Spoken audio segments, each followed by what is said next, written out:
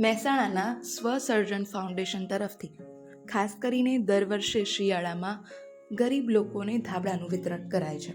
આ વર્ષે પણ તેઓ દ્વારા 200થી વધારે ધાબળાનું વિતરણ કરાયું. જાણીએ.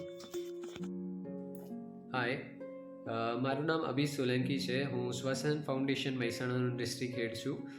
અમે લોકોએ મહેસાણામાં એક કેમ્પેન શરૂ કર્યું હતું જેનું નામ છે ગિફ્ટ વાર્મથ બ્લેન્કેટ ડિસ્ટ્રીબ્યુશન ડ્રાઈવ 2.0, જેનો મુખ્ય ધ્યેય એ હતો કે મહેસાણામાં જે બી લોકો રોડ સાઈડ ઉપર સૂઈ જાય છે, કે જેમના માટે કોઈ રહેવાનો આશરો નથી, જેમના માટે કોઈ ઘર નથી, એન્ડ આવી કડકડતી ઠંડીમાં જે સૂઈ જાય છે, તો એમને આપણે આપણા ફાઉન્ડેશન તરફથી ધાબળાનું વિતરણ કરવામાં આવ્યું હતું, જેમાં અંદાજે આપણે 200+ ધાબળા આવા જરૂરિયાતમંદોને આપવામાં આવ્યા હતા.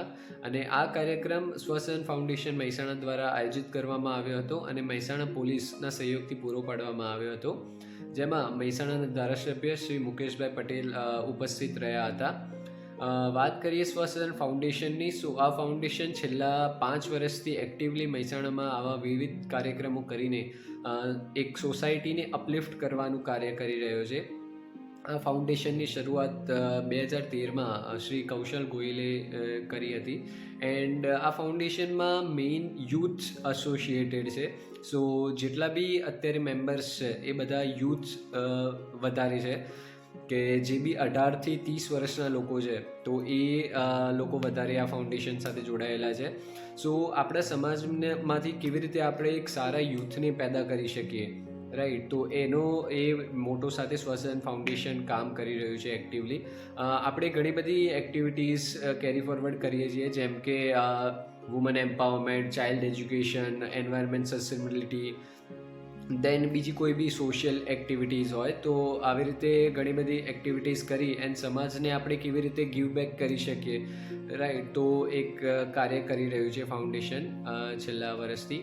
એન્ડ મહેસાણામાં અરાઉન્ડ 45+ એક્ટિવલી મેમ્બર કામ કરી રહ્યા છે એક સમાજને આગળ ધપાવવાનું.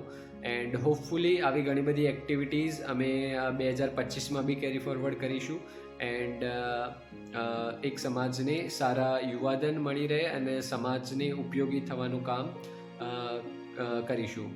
ધન્યવાદ.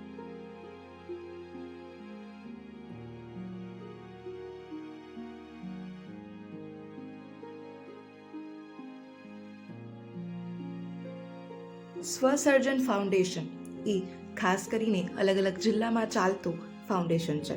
મહેસાણામાં આ ફાઉન્ડેશનના 45થી વધારે સક્રિય સભ્યો છે, કે જે અલગ અલગ સેવા કાર્યમાં પોતાનો સમય આપતા હોય છે.